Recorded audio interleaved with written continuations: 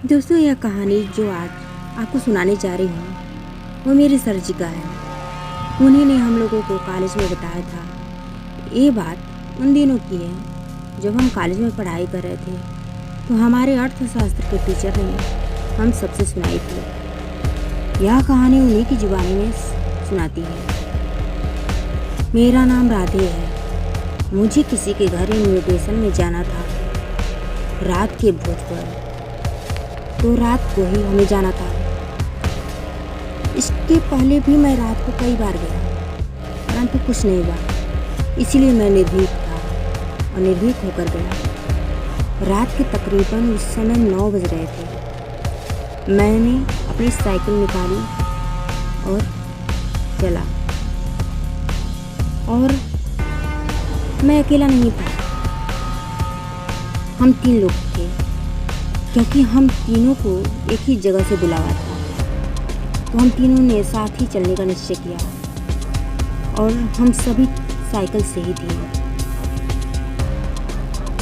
10 बजे तक आराम से हम लोग पहुंच गए वहाँ से भोजन करके।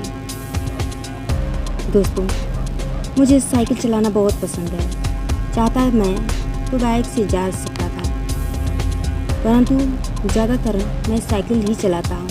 और वैसे ही गजब की बात थी, हम तीनों ही साइकिल से ही जाना चाहते थे, इसलिए हम सभी अपनी अपनी साइकिल से ही गए थे।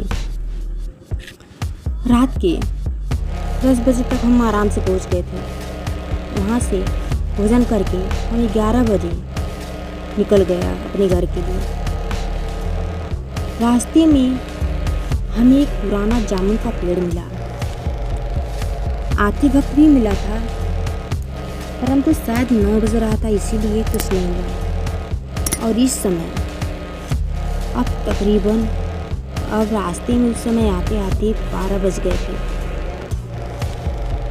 हमारी साइकिल गुजरी उस समय, तो मुझे झटका लगा। अचानक मेरी साइकिल रुक गई। मैंने अपने साथियों से पूछा कि मैं आगे क्यों नहीं बढ़ पा रहा हूँ। जैसे लगता है कि किसी ने मेरी साइकिल को रोक लिया है। तो ये दोनों ने भी यही बात की।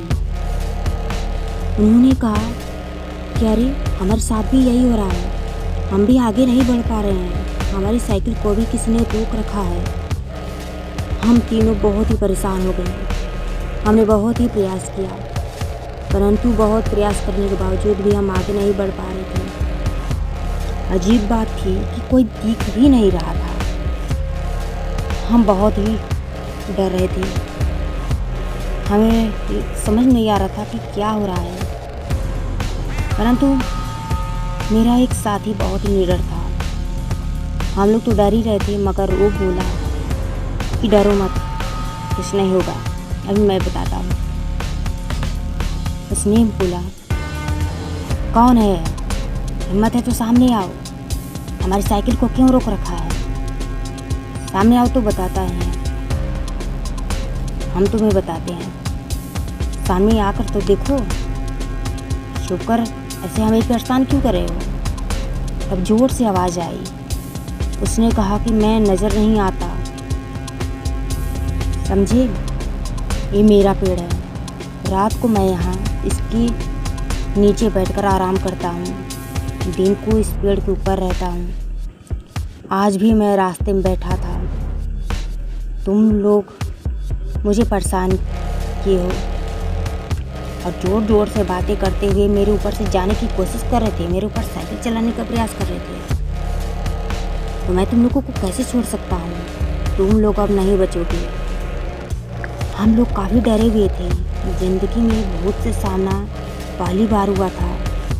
हमें लगा आज हम तो गए, कल का सूरज हम लोग नहीं देख पाएंगे। परंतु हमारे एक मित्र ने भगवान का नाम लेना शुरू किया, तो हम सबको ढाढ़स पहुंचा। हम सब ने ज़ोर ज़ोर से ईश्वर का नाम लेने लगे। तब उस आत्मा ने कहा, चुप हो जाओ, नाम लेना बंद करो। ये सब क्या बोल रहे हो तुम लोग? क्या बकवास कर रहे हो? मैं तुम लोगों को छोड़ दूंगा यदि तुम लोग मुझे कुछ दो तो। हमने कहा, नहीं, हम कुछ नहीं देंगे तुम्हें, और वैसे भी हमारे पास ऐसा कुछ भी नहीं है कि जो हम तुम्हें दे सकें।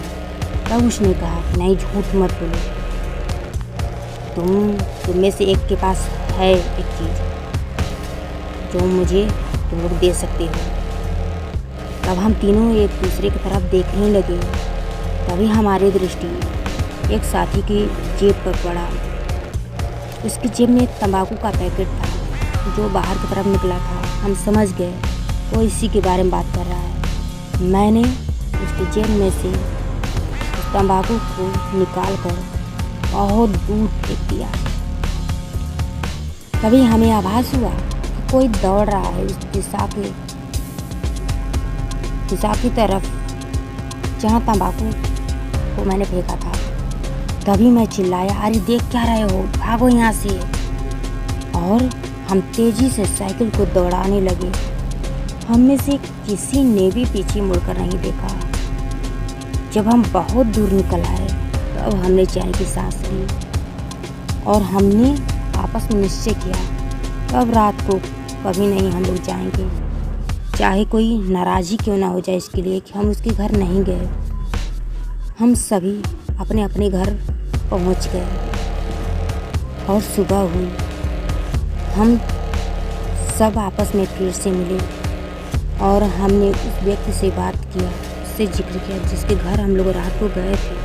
तब उसने बताया कि हाँ, ये खतरनाक जगह है, वहीं पर किसी ने किसी व्यक्ति की हत्या कर दी। सुना था कि उसको तंबाकू खाना बहुत पसंद था। भगवान की दया से आप लोग बच गए हो। हाँ, हम लोग बच गए थे भगवान की दया से, और फिर हम ऐसी गलती कभी नहीं दोहराएंगे।